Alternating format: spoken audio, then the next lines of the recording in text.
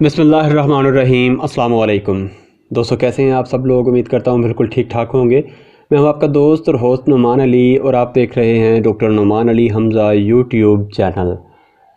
दोस्तों आज एक दोस्त ने व्हाट्सएप पे मुझे कुछ तस्वीरें भेजी और साथ में एक वॉइस नोट भेजा कि ये बछड़ा है, दिखने से भी तंदुरुस्त है और टेम्परेचर वगैरह जो है वो भी इसका ठीक है, लेकिन खाने पीने के मामले में है, ये कह सकते हैं कि ये कमज़ोर है, यानी कि कम खाता पीता है। तो इसका क्या हल करना चाहिए।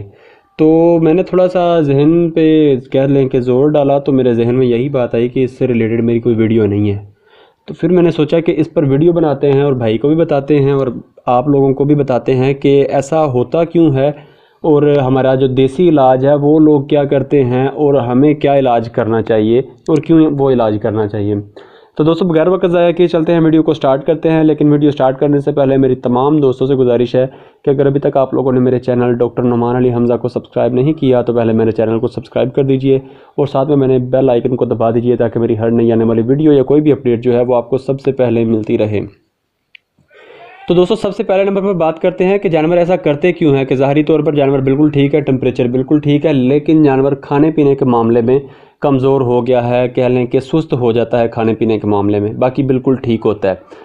तो इसकी बहुत सारी वजूहात हो सकती हैं। एक तो मौसम में तब्दीली जो है वो भी एक बहुत बड़ी वजह है इसकी। दूसरे नंबर पर हम जानवरों का जो खाना पीना है वो अगर ठीक ना हो तो भी जानवर ये प्रॉब्लम करते हैं। मिसाल के तौर पर अगर आप जानवर को पानी ताज़ा नहीं पिलाते तब भी जानवर ये मसला करता है। चारा अगर जो है वो कह लें कि सारी रात ठंड में पड़ा रहा है और सुबह आप वो डाल देते हैं तो भी जानवर ये मसला करता है। टेम्परेचर उसमें भी आपको बाज़-औक़ात नॉर्मल ही देखने को मिलता है। और अगर जो कह लें कि जानवर को फंजाई लगी हुई, जो मतलब कह लें कि जानवर खाता है कोई रोटियां वगैरह जरासीमा आलूद जो होती हैं वो अगर जानवर खा ले तो भी उससे भी मसला बन जाता है। और ये ऐसे मसाइल हैं कि शुरू में इनका पता भी नहीं चलता कि जानवर को कोई मसला है या नहीं है, लेकिन सिर्फ़ और सिर्फ जानवर खाने पीने के मामले में कमज़ोर हो जाता है।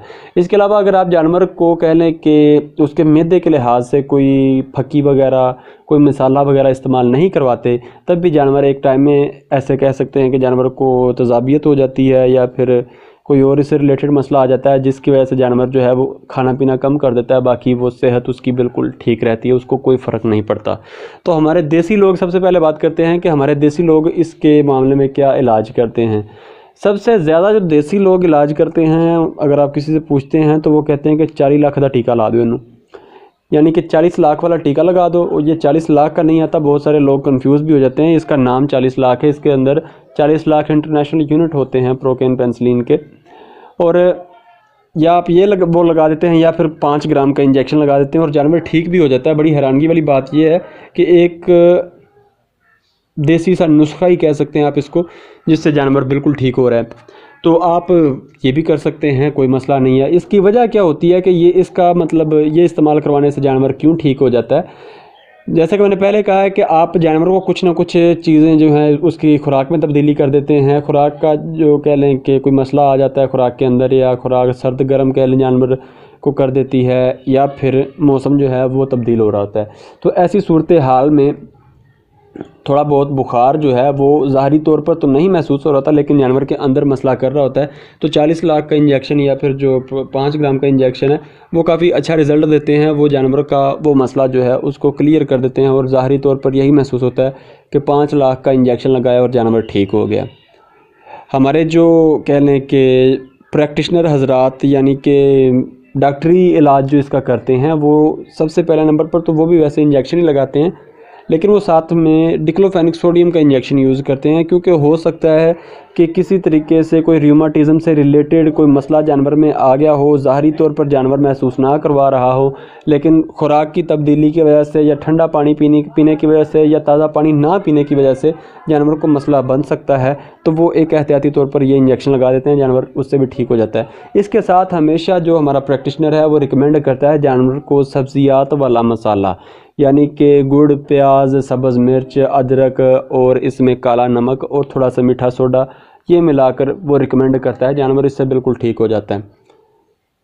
और अगर अब हम बात करें कि हमें इलाज करना क्या चाहिए, तो सबसे पहले नंबर पर मैं तो रिकमेंड करूँगा आपको कि आप जानवर को, जब भी जानवर कमज़ोर पड़ रहा है, यानी कि खाने पीने के मामले में कमज़ोर पड़ रहा है, तो आप उसको सब्ज़ियात वाला मसाला या फिर स्टमक पाउडर जो है वो ज़रूर इस्तेमाल करवाएं। उसके बावजूद अगर ठीक नहीं होता तो आप भी 5 ग्राम का इंजेक्शन साथ में डिक्लोफेनिक सोडियम का इंजेक्शन लगा सकते हैं, जानवर इससे ठीक हो जाएगा। उम्मीद है वीडियो आपको अच्छी लगी होगी। अगर वीडियो अच्छी लगी हो तो लाइक कर दीजिएगा, दोस्तों के साथ शेयर कर दीजिएगा और कमेंट सेक्शन में अपनी राय का इजहार ज़रूर कीजिएगा।